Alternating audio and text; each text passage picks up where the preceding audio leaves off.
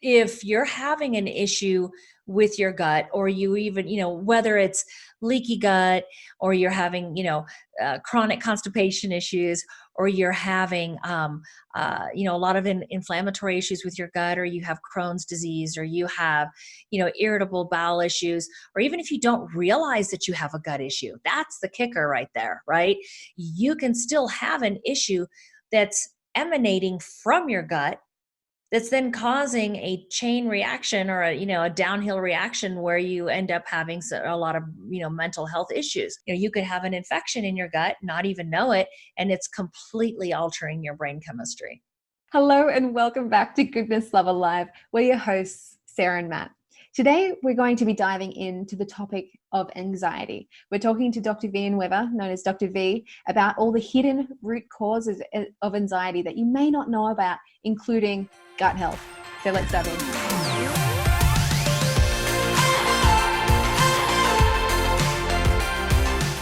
Hello, Dr. Villanueva. It's great to be with you. It's so good to see both of you. I'm so glad to be here. So can you firstly tell me a little about what you do and perhaps a bit of your own story, because I know that you have your own background in struggling with anxiety and how you overcame that through these sorts of methods and protocols. We have an amazing team here at Modern Holistic Health, and we focus on a lot of chronic illnesses. So more of your complicated, more complex type cases that haven't been resolved or fixed with, the traditional take a pill for an ill kind of approach. Within all of the different types of complex cases that we work with, like autoimmune disease, Lyme disease, and things like that, we also work with mental health disorders and neurodegenerative disease. That's a tongue twister. The reason why we do that is because I have a passion for that. And, I struggled once in my life, and I got really, really sick and almost lost my life to mental health and neurodegenerative type issues. And I was told that, take this Xanax and take this antiviral. Interestingly enough, like, the doctors had no idea. They just kind of went, well, here, take these things and go home. Like, we don't really know what's going on. And and I thought I was broken. And that's that's a big problem. I think a lot of people are led to believe that something is wrong with them and that they're broken, and that there aren't really any answers, that they just have to, take these pills and do the best that they can. And I'm here to tell people that is not true. That's absolutely not true. We've got to make some big changes in the way that we approach mental health and neurodegenerative diseases, because we're seeing the biggest spike in it that we've ever seen.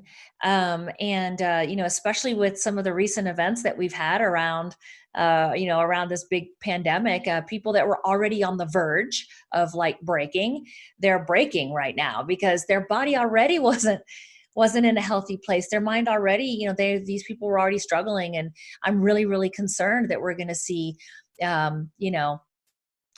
some really staggering and really sad statistics come out of this. And it's really just time for us to put our health first.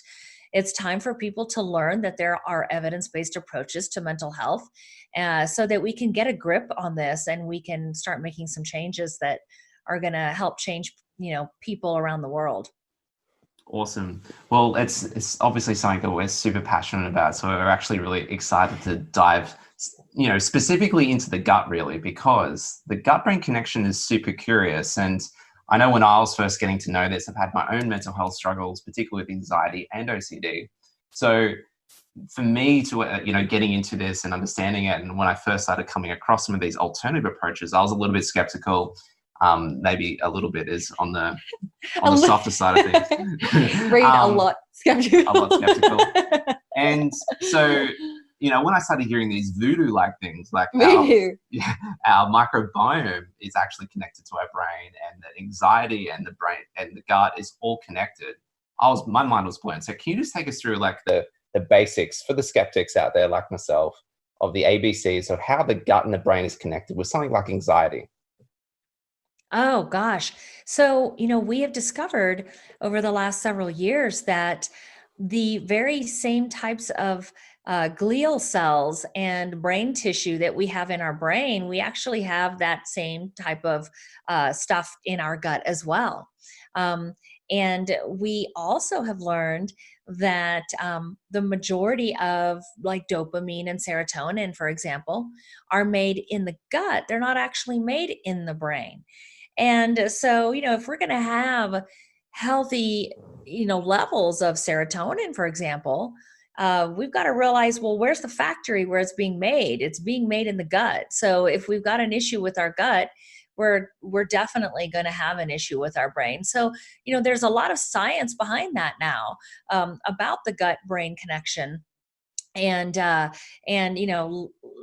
if you're having an issue with your gut, or you even, whether it's leaky gut, or you're having, chronic constipation issues, or you're having a lot of inflammatory issues with your gut, or you have Crohn's disease, or you have, irritable bowel issues, or even if you don't realize that you have a gut issue, that's the kicker right there, right?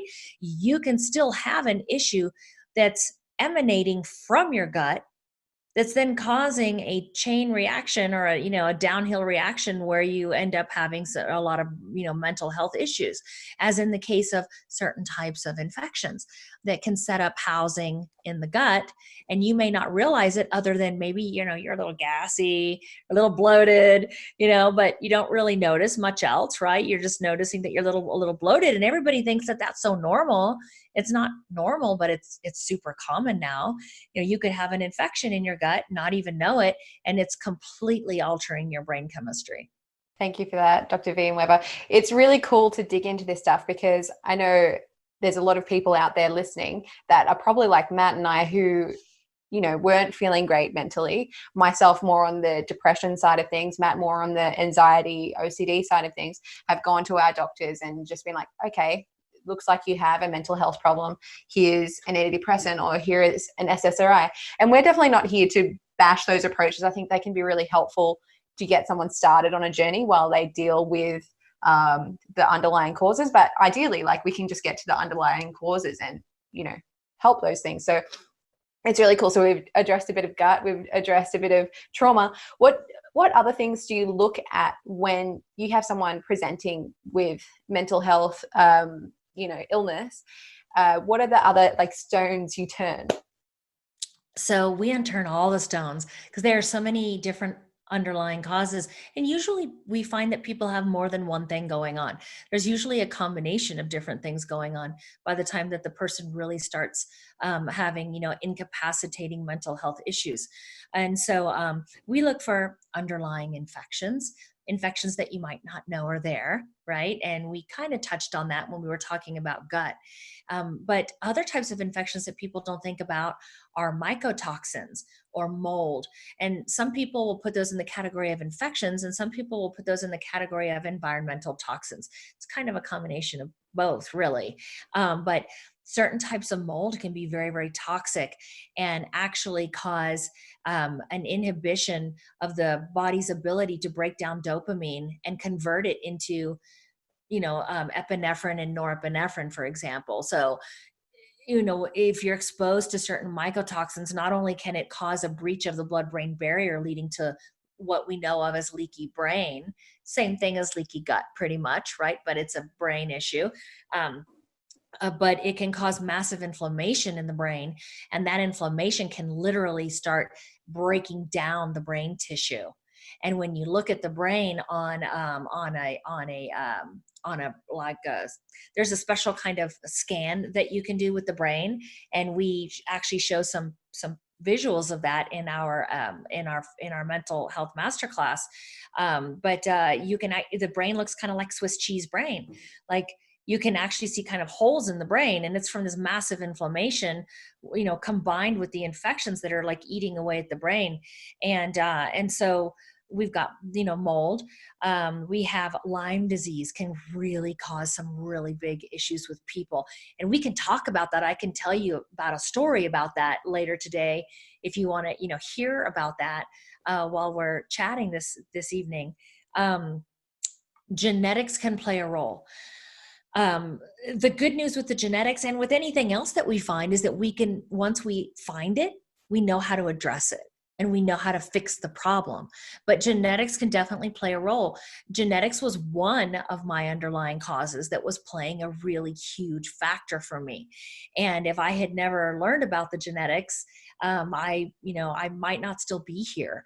But once you learn about your genes, it empowers you. You can actually change how your genes express themselves or how your genes work for you. And so that was literally a big lifesaver for me.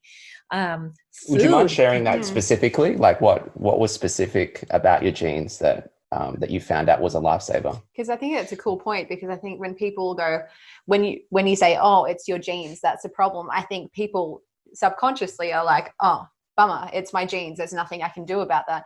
But I think that's a really cool thing about what you do. You discover what people's genetic makeup looks like so you can optimize them. So if you could speak to that. Yeah. So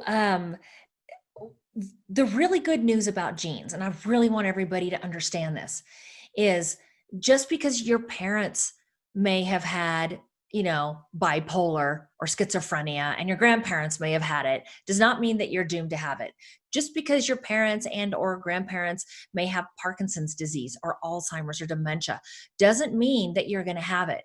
Now, you may carry a genetic variant that shows you that, well, if you don't do this and this and this with your lifestyle and your food, this gene's going to peter out on you and it's not going to do what it needs to do, right? It's going to mal-express, but you have control. 95% of how your genes work for you or against you is in your control. And that's so important for everybody to understand that. With me, I have quite an interesting genetic profile. And, one of the categories of my genes that was really affecting not only my brain chemistry, but my cholesterol levels, my systemic inflammation, like my body's ability to keep the inflammation down in my body, and a few other factors like my fertility and my hormones. It was affecting a ton of stuff, and my brain, are my methylation genes. Now, a lot of people are familiar with one of them called MTHFR. But there are many different methylation genes. And if you really want to understand how your methylation genes might be affecting your brain chemistry and other things like fertility and a bunch of other stuff in your body, then you want to look at the whole picture. You want to look, there's at least 15 of them that you want to look at.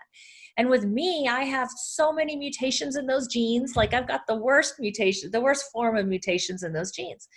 But the good news is that once I saw that, I understood how those genes were affecting my biochemistry.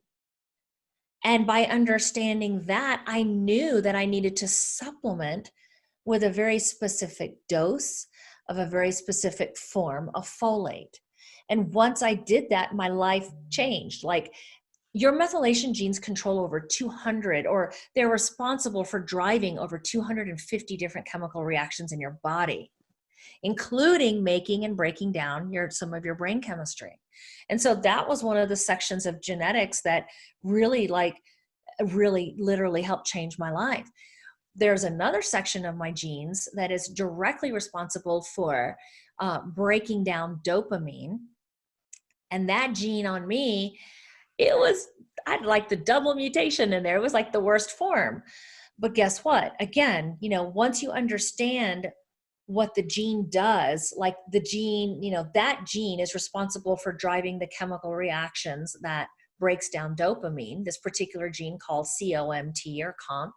Once we realized that, then we went, okay, so if it's responsible for breaking down dopamine, and we see that my dopamine levels are through the roof, which is causing a lot of my symptoms, we know that we need to methylate. So I need to take the methylfolate to get those engines running. But I also need to take some B12, and I need some B6, and I need some vitamin C, because all of those things are needed in the chemical reactions to break down my dopamine. And this gene it's not orchestrating the chemical reaction to happen properly. So I'm just going to intervene here. I'm going to intercept and come in through the side door. And I'm going to give my body exactly what it needs so that my body can break that dopamine down. And then my levels can come back down into normal. And once I understood that, and I started applying what I was learning, my memory started to come back, but there were lots of things I had to deal with. I had underlying infections. I had different nutritional deficiencies. I had leaky gut. So, even like just giving my body the nutrients that it needed wasn't enough. I also had to start fixing the chemistry factory, which was my gut, so that as I started giving my body the ingredients that it needed to make and break down my brain chemistry, I knew that it wasn't happening in the brain itself. It's happening in my gut. So I had to do a lot of gut work, and I still do a lot of gut work to this day. Like, I'm constantly working very hard to take care of my gut, because I know that if I don't, it's going to affect my brain chemistry. Why do you think we have to continue to work on our gut? I think a lot of us will just we take, say it's even a supplement, we go, I take the supplement and I'm fine. My gut's healed, leaky gut's over. Fix my genetic issue. What are some of the things that affect our gut health and create, problems there that, lead to mental health problems? That's such a good question. It's not a one-time fix. We have to remember that our bodies are like a Ferrari, just we're high maintenance. Things are always changing. Our lives are very dynamic. There can be a lot of reasons why your gut can be healthy now and not in the best place 12 months from now. So let's talk about that. One of the reasons can be in your genes. There's a particular gene, and there are a few genes involved, but I'm going to talk about one right now. The FUT2 gene. That gene is responsible for driving a chemical reaction so that your body can make a special fucosaccharide sugar so that you can feed those good bacteria that live in your gut that help you make your brain chemistry, and they help you make your B vitamins, and they keep you alive and healthy.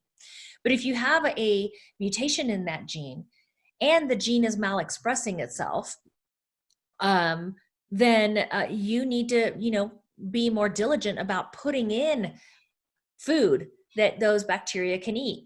You got to feed them. And so you got to give them the right kind of fiber. You want to also put just more probiotics, like more of the good bacteria back into your gut, just to replenish, because, the garden isn't going to grow itself. Like, you're just going to have to do a little more maintenance on the garden, so to speak, to keep the ecosystem healthy. Other reasons can be, this is a great example. So I had a patient that I had worked with, and she had come in and she had some different symptoms. We worked with her, and amongst the things that we did was mitochondrial support, methylation. We looked at her genes, we looked at her blood, we looked at her hormones, and we did all this stuff, and we balanced her out, and we also did gut work with her. Well, it was like 9 months later that she calls me and she says, I feel absolutely horrible. I'm having depression. I'm having all these issues. I don't know what happened. I was feeling better than I've ever felt in my life. And I don't know what's happened. So we started digging. Guess what had happened with her? She had helped one of her sons. So she has 3 kids. She had helped one of her sons to buy a condo. And the condo was trashed inside. So she's very much a do-it-yourself kind of girl. And she did hire contractors to come in and, to help with the remodel, but she was in there doing a lot of stuff herself. She's like ripping up carpet, and she's like right in the middle of the contractors telling everybody what to do and all this stuff. She exposed herself to mold toxins, chemical toxins. When we tested her, she had like 5 different infections and like 5 or 6 different environmental toxins in her body, like chemical toxins. And she didn't have that stuff before.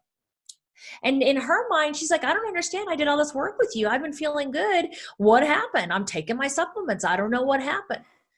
Well, when we started digging, we found out that, 3 months prior to her symptoms starting to feel bad, she went into this old house and she started tearing everything up in there, and she was inhaling God knows what, and she was exposed to all these different toxins and stuff.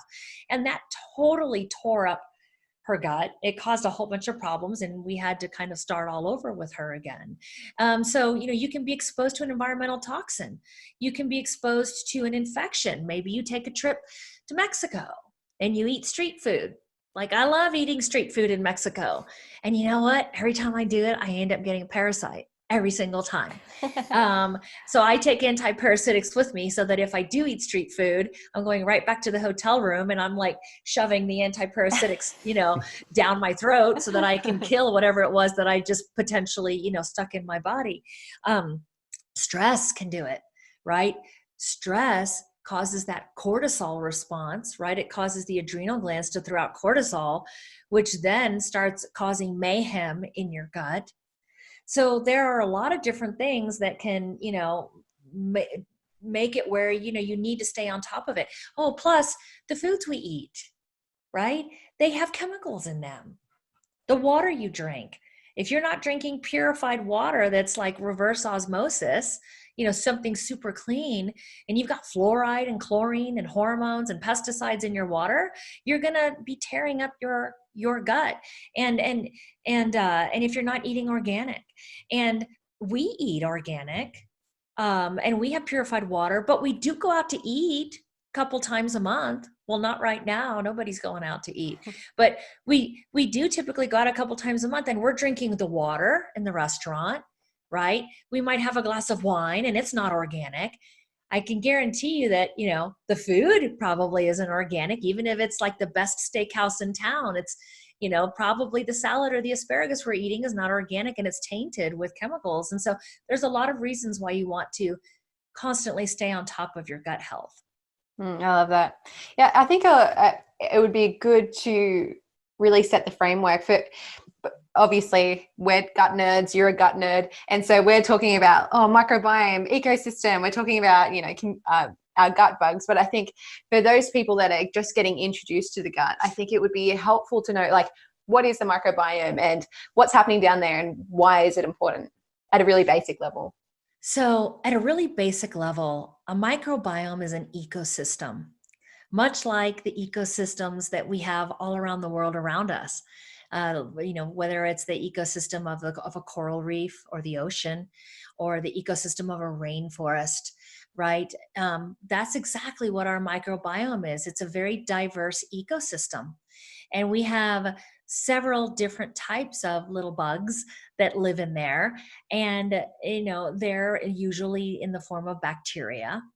And that's not something to freak out about. We actually have more bacteria in us and on us than we have human cells. All right. And they're symbiotic. It means that we can't live without them, and they can't live without us. They keep us healthy. They make our skin look beautiful. They keep our hair healthy. They keep our metabolism working right. They make our gut work right. They help us with our immune system. They help us make vitamins, believe it or not, vitamins that we can't live without.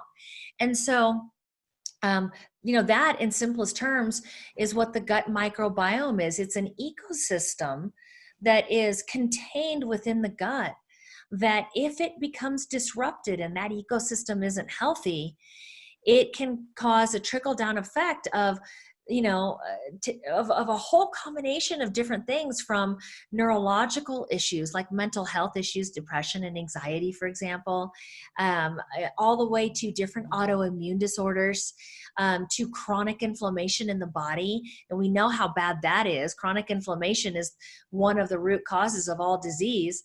And so it's really important for us to understand that we have an ecosystem inside of our gut, and we want to be able to take care of it. And by watching,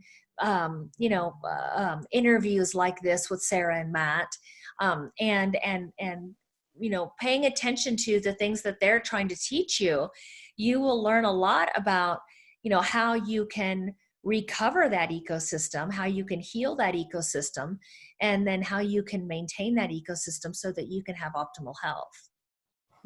Great. Do you have I'd be curious to know if you have an example that you could show us of someone that, would be normally healthy, I guess, like everything was normal, and you would think, oh man, they should be like totally fine. Like, what's happening here? But underneath the surface, there was like a massive dysbiosis issue that they didn't know about.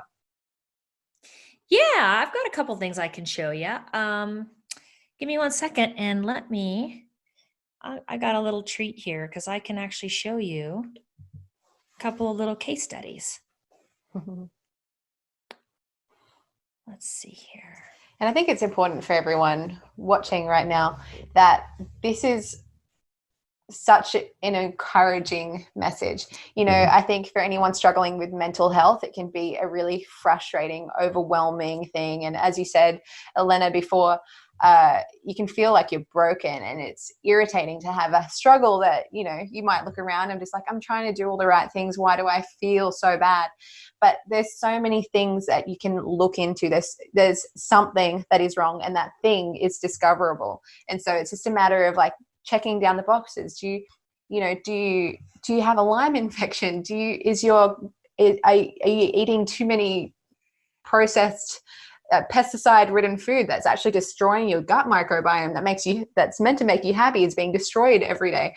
Are you eating things that you're allergic to, sensitive to, that it's wreaking havoc in your body, creating inflammation?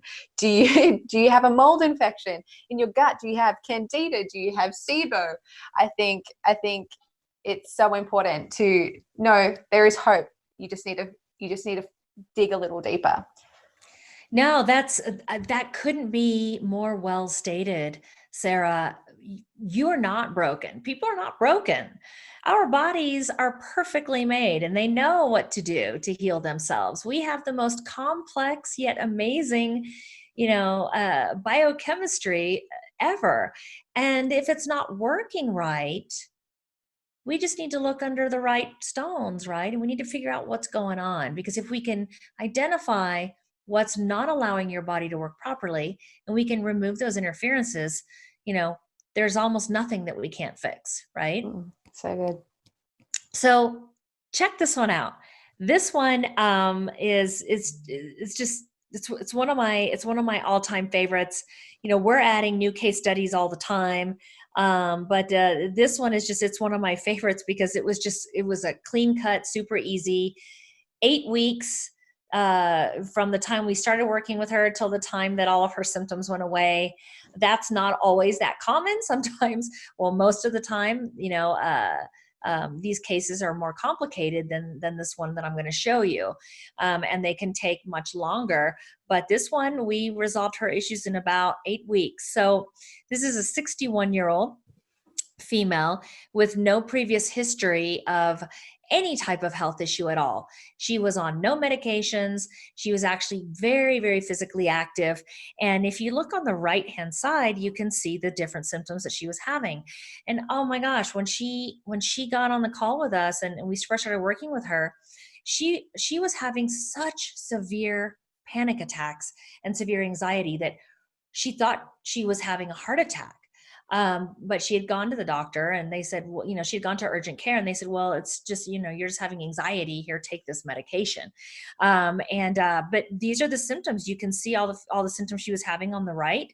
And she actually was having some gut related symptoms, and she had no idea that it was related to her brain issues. Right. But she was having some bloating. And she was also getting these electric zaps in her brain.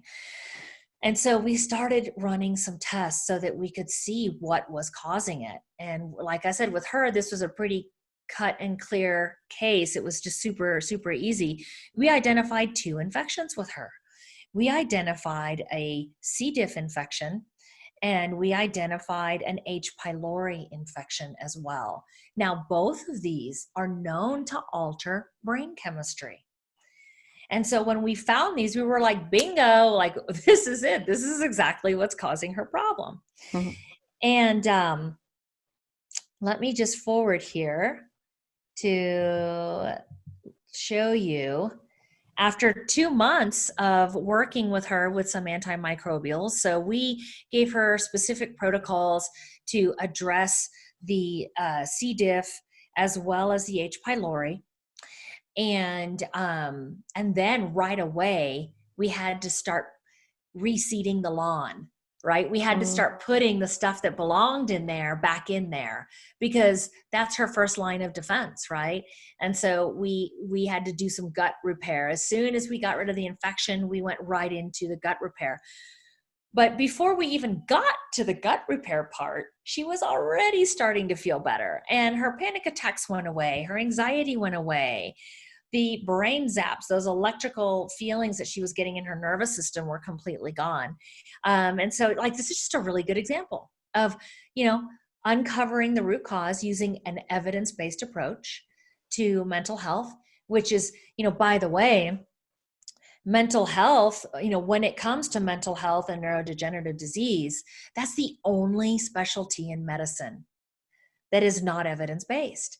Evidence-based meaning, like, nobody's doing labs to uncover what the root cause is. They're just checking off the boxes. Oh, you have this symptom, this symptom, this symptom. You've got bipolar, or you've got this symptom, this symptom, this symptom. That matches up with schizophrenia, or this matches up with anxiety. And then the next thing is, well, okay, what medications match up to that, right? And I'm not naysaying the medications. The medications are important, and the medications can definitely save lives. But think of the medication like a crutch for a broken leg. If you break your leg, you've got to use crutches until the leg heals.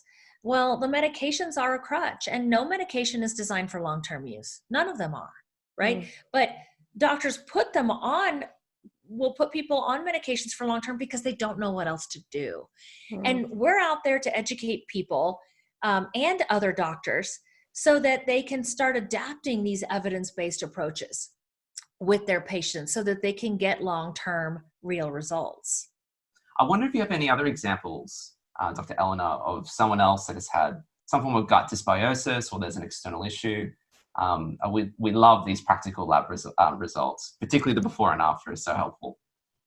Well, what's interesting is that we find that no matter what the underlying causes are, they all affect the gut ecosystem, in some way, right? Whether it's an infection, like in the example that I showed you, or whether it's mold, these different types of toxins, they don't just get into the bloodstream and take up residence in brain tissue and other organs. They usually start in the gut before they actually get out and hitchhike in the bloodstream and start causing other issues.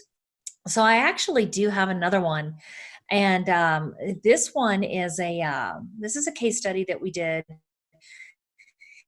very, very recently, and he is 21 years old. His name is Tyler, and his mom found out about us, and we got on a call with him, and he was much like you, Matt. Like, I don't know if I believe this stuff. Like, don't know if I believe this stuff. But he had already tried different medications. In fact, if you listen to his testimonial, he had been on medication since he was like 12 years old. But as he was getting older, the medications were just not working for him. And his mom was getting really worried. And this kiddo, I call him a kid. He's 21, so he's really an adult. But he was having suicide ideation. I mean, it was bad, right? He was having anxiety, depression, suicide ideation, and he was having really bad OCD. And so we started looking into, what was going on, what was causing these issues with him. And we found that, he was eating a bunch of, foods that are going to contribute to inflammation in his body and in his brain. So he was eating, bread. So he was eating a lot of gluten. He was eating, he was drinking sodas. He was eating his candies, and he was just, processed foods, fast foods, things like that. And he really had a hard time believing from his mom that food could be a part of his issue. But we ended up doing some testing, and he was totally game for that and said, okay, let me see the data and let's kind of go from there. And so once we showed him the data, his whole mindset started shifting, because he's like, oh, wow, you're actually finding stuff. And so let me show you what we found here. All right. So 21-year-old, this is his symptom sheet. So we just clipped it so that you could see. And, Tyler, when he first started, he didn't really want to say that he was a 10 with his symptoms, but his mom was in the background saying he's a 10, 10 being the worst, with 0 being like 0 symptoms, that he's better. And, he was downplaying it, right? Because he didn't want to say like, yeah, I'm a 10. But if you listen to his testimonial now, you can see that he's actually was in pretty bad shape and has significantly gotten better. And I have not updated this. Now his symptoms are like 1s and 0s. Okay. But this went from April of last year to July of last year. And you could see in a very short period of time, he went from having some pretty exacerbated symptoms to some of his symptoms went down to 1s and 0s, like almost 0 symptom in a very, very short period of time. Let me show you what we found here. Give me a sec. Oh, that's his testimonial. So amongst the issues that we found were issues with his gut. So he did have leaky gut. He did have issues with the foods that he was eating that were contributing to his symptoms. But he also had some chemical toxicities. Okay. And these two that I'm showing you right now, these were super high. In fact, the propylene oxide, the one on the top, was off the charts high. You can see here that, if you're in the 95th percentile, so if you're over here where it says 95th, that's already high. Like anything that's past the 75th percentile, that's a warning sign, like that's bad. Okay. So not only was he past the 75th percentile, he was past the 95th percentile. And not only was he past the 95th percentile with a number of 403, as far as like the amount of this chemical toxin, he was more than double that at 1,032. He had a lot of this chemical. And so, we looked further through his tests, and we found another chemical that was really, really high in the numbers. And that was PGO, which is a styrene or ethylbenzene derivative. So, he actually had these chemicals in his body that were affecting his nervous system.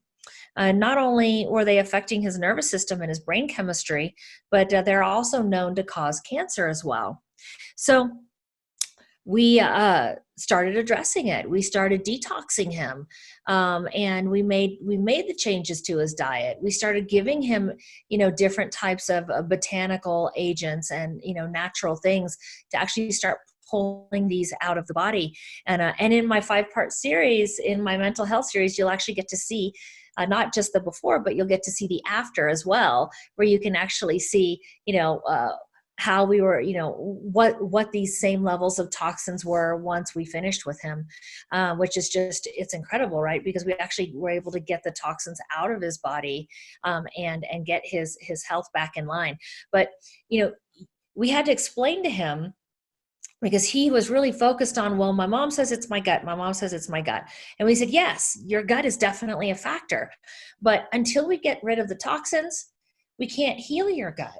So we've got to get rid of toxins. We've got to get rid of infections, whatever is going on there. We need to get that out of the body so that the gut can heal. So imagine if you have road rash on your arm, right? You fall off your bike, you completely get a bad,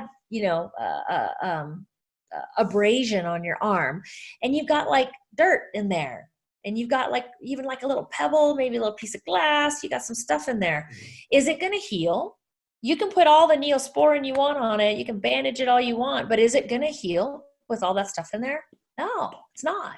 It's not going to heal until you clean it up, until you get the dirt and the nasty bacteria and whatever germs are out, till you get the little pebbles and the pieces of glass out.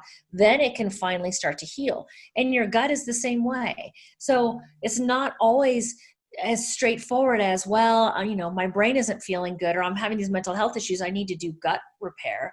Yeah, you do need to do gut repair 99% of the time, but what else is going on in your body what barriers do you have that are going to prevent a successful gut repair? And that's where we go in and we do this testing so that we can actually, find out what barriers there are and what we need to get out of the body first or eliminate so that we can do the gut repair. Wonderful. So good. And I hope that just provides a lot of hope for people to dig a little bit under the hood and see what's happening. For example, we've been tested. You've helped us a lot with that, just looking a little bit deeper in some of these maybe left of field causes that not a lot of people are aware of. If someone was to want to do some of this testing, is there certain labs that you would recommend for people to take? Obviously, we'd always encourage someone to do that with a qualified practitioner. But if they're in the middle of nowhere and they don't have access to one yet, what are some of the labs that you would suggest people take if they wanted to get a bit of a look into their own body and what could be happening? That's a really good question. It kind of depends on what's going on with the person. So as both of we ordered some of the labs that we did for each of you were the same, but some of them were different. And, so it kind of depends. If somebody finds that they're living in a rural area and they don't have a practitioner that does this type of work, the good news is that there are a lot of people like me out there who work online. So we can work with people all over the world. We can ship your labs right to your front door. And so it really doesn't matter what country you're in or where you're at. You can get the labs that you need. A really good place to start would be ordering a mycotox test from Great Plains Labs, combined with an organic test from Great Plains, and then the GPL tox, which is looking at chemical toxins. So those three labs together are a really good bang for your buck, right? Because you can get data to see what chemical toxins do you have, what chemical and environmental toxins. We can take a look and see if you have any mold toxins going on. And the organic acids test shows us kind of a snapshot of several different functions. So with that test, we can see if you have any patterns of underlying bacterial infections, mold infections, candida. It'll show us an overall view of your nutrient status if you're able to uptake your nutrients. It'll show us your mitochondrial function. It'll show us signs of inflammation. It shows us like a lot of stuff. And so, that combination of tests is a really good place to start.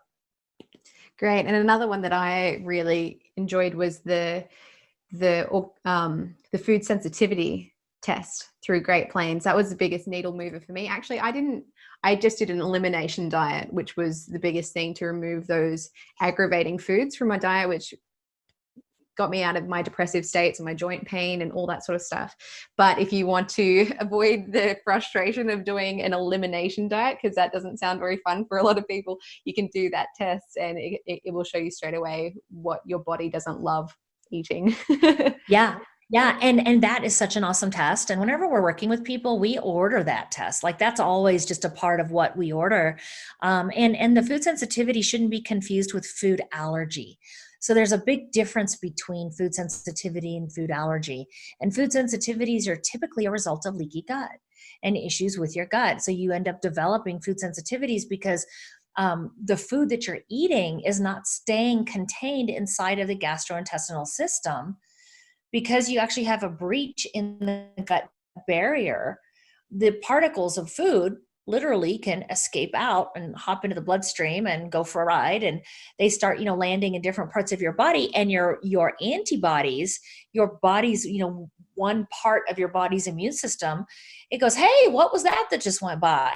Wait a minute, that didn't belong either, what's going on? And it sends the troops after it, and it starts attacking it. Because it knows that it doesn't belong, and then that causes a whole other cascade of issues that would probably take a whole nother hour to go over. But so yeah, the food sensitivity test is really good because if we want to slow down that inflammatory response and we want to calm the immune system back down, then we can look at the food sensitivity test and we know what foods to take out of your diet right now, because there are foods in general that are anti-inflammatory and help the body to detox.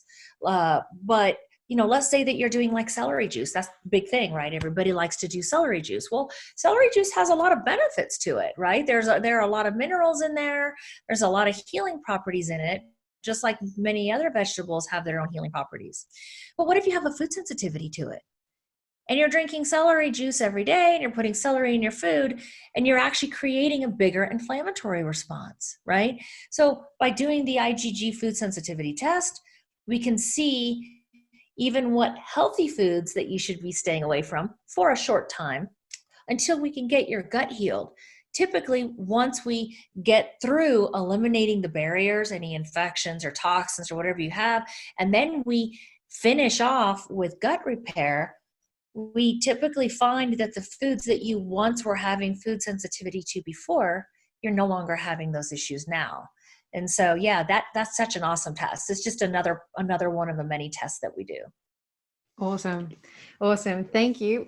For everyone watching at home, I hope you've been able to really get excited about what you've learned today, because, anxiety is not a one-dimensional thing. There's a lot of things happening in your body that can be causing it.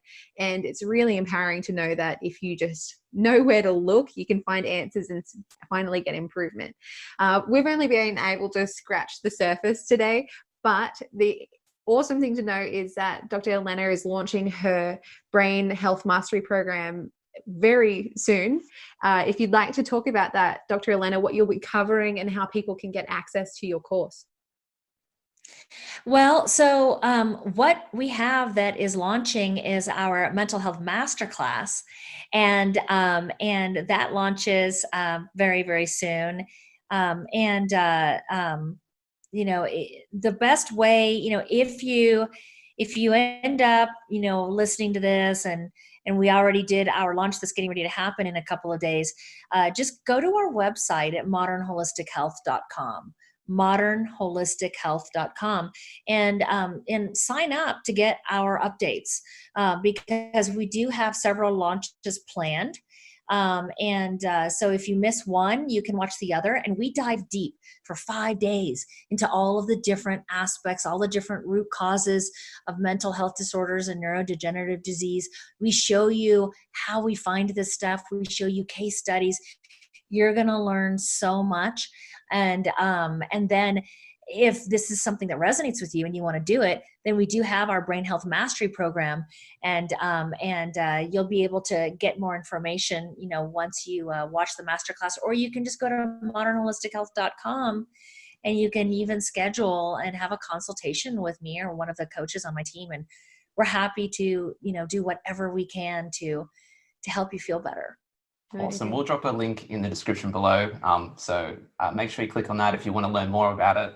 We did the deeper dive with Eleanor and we've been better for it. We've learned so much more about our bodies thanks to you, Dr. Eleanor. So thank you so much. You're making a massive impact from everyone around the world. People love you from our Gut Solution series.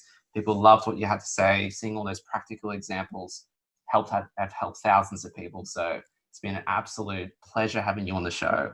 And I'm sure we're going to see your face again because you've got so much to share. So make sure you check out her class. It helps support her and what she's doing. And we're a big believer, and we throw out endorsement right behind it. So thank you again so much. Thank you so much. I love all of the work that you guys are doing. You're amazing people, and I love your mission to just help make people healthier. Dr. V, we love you. Thanks so much for your time. And for everyone watching, make sure you sign up for her free 5-day masterclass where you can dive into all this and so much more. Really empowering information, and we'll see you soon. Thanks, Eleanor. Hey guys, we really hope you enjoyed that episode. Let us know in the comments below what you thought. Is the gut and anxiety connected? Leave us a like, that really helps the channel, and press that little notification bell, that really helps as well. And if you disliked it, you know what to do. All right, we'll see you next week. Bye. Bye.